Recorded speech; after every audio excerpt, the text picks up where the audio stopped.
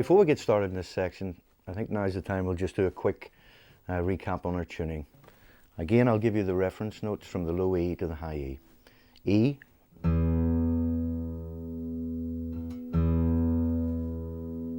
the A string,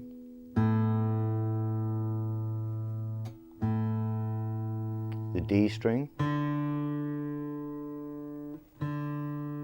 the G string, the B string, and finally the high E.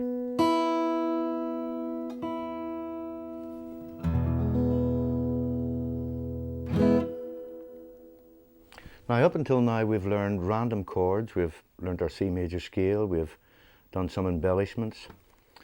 In this lesson, we're going to try and put together the chords that belong together in the key of C major. Now, the notes you've already learnt in the scale, I'll just name them for you. C, D, E, F, G, A, B, and back to C. 7 alphabet letters. C, D, E, F, G, A, B, and finally back to what we call the octave C. On each one of these letters, alphabet letters, we're going to build a chord. Some of them are going to be major, some are going to be minor, and there's an odd one called the diminished. Now, an easy way to remember which ones are major and minor is this. 2 3s are 6. The 2, the 3, and the 6 chord will be minors. The 1, 4, and 5 will be majors, and the odd one will always be the 7th. This is, in every key that we'll learn, this rule applies. So now let's look at each of the chords individually. C major. Remember 2 3s are 6, so the 2 chord will be a D minor. The 3 chord will be E minor. Our 4 chord, F major. Our 5 chord, G major. Our 6 chord, A minor. And finally our 7th chord, B diminished. And back home to C major. As you can hear, the chords tend to sound like they belong together.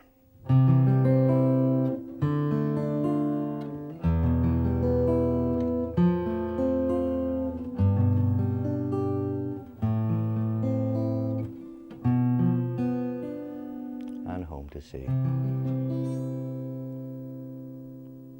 Now, be aware that we can place the number to each chord. So if I was going to play a tune, I could say to you, I'm playing a 1, 6, 4, 5. This will become more important to you later on in different keys, that you'll be able to play your songs in any key you wish. So a 1, 6, 4, 5 in the key of C would be C major, C, D, E, F, G, A minor, C, D, E, F major, and finally G major. So we can put these chords together in any order we wish. 1, 6, 4, 5. If we use some of our rhythm skills,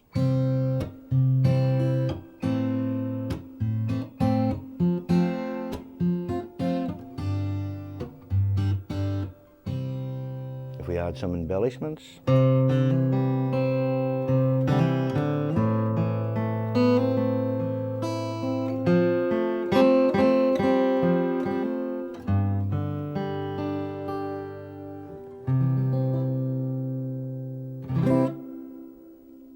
and what I would suggest that you do is make up chord progressions just by numbers.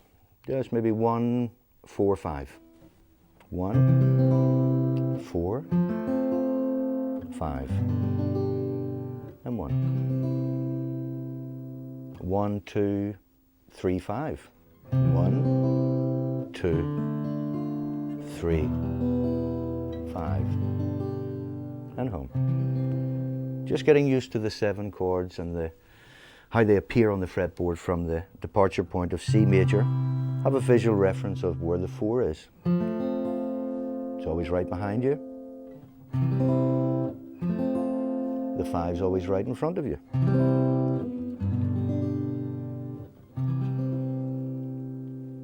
After a while you'll get used to any of these chords.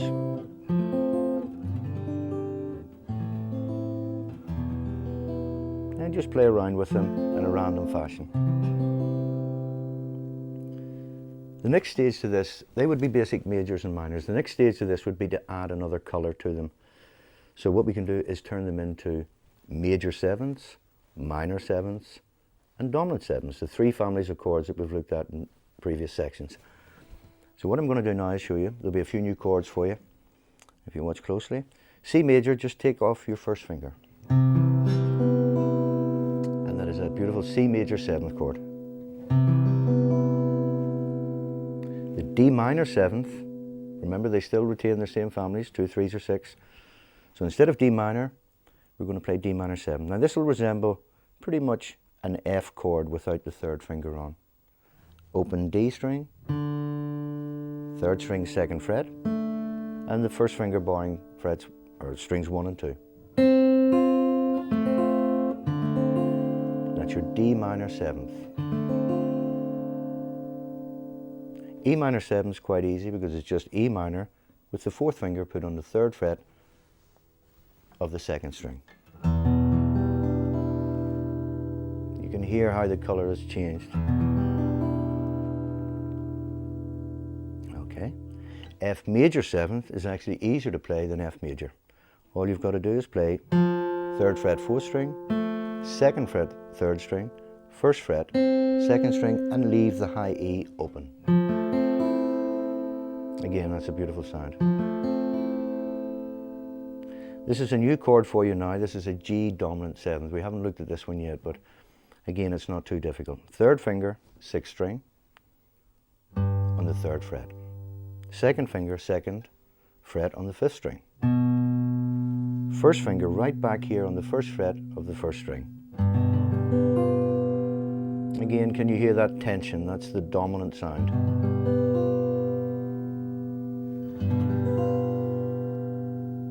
The next chord, A minor 7th, again easier to play than A minor. Simply take off your third finger.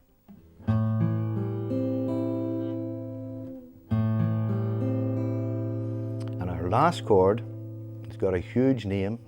We can refer to it as the half diminished or the minor 7 flat 5. It's going to be the least used, so don't worry about the name. To finger it, it resembles a D shape. Starting on your second fret, fifth string, first finger, second fret, third string. Third finger, third fret on the fourth string. And finally, put down your fourth finger, third fret on the second string. And just play those 4 inside notes. Again, a lovely sound. A very dark sound. So, let's recap. I'll play each of the chords slowly for you again, and then we'll put them into what we call chord progressions. These could be songs, so we'll use our imagination. C major 7th, D minor 7th, E minor 7th, F major 7th, our new chord G 7th, A minor 7th, and finally the one with the big name, B minor 7 flat 5 or B half diminished, and home. At this point, let me extract just 2 simple shapes to help you develop your rhythm again. Not too much movement. I'm going to play C major 7th to F major 7th.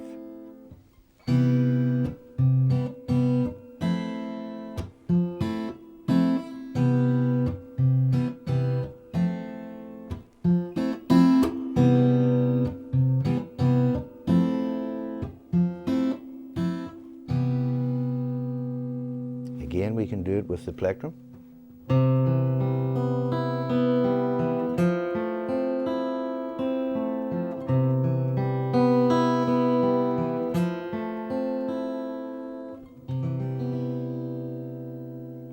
Now there's lots of potential in that one section to look at the chords, get them by number, remember the rhyme. 2, 3s, or 6 will help you remember the minor chords, 1, 4, and 5 major, and your odd chord.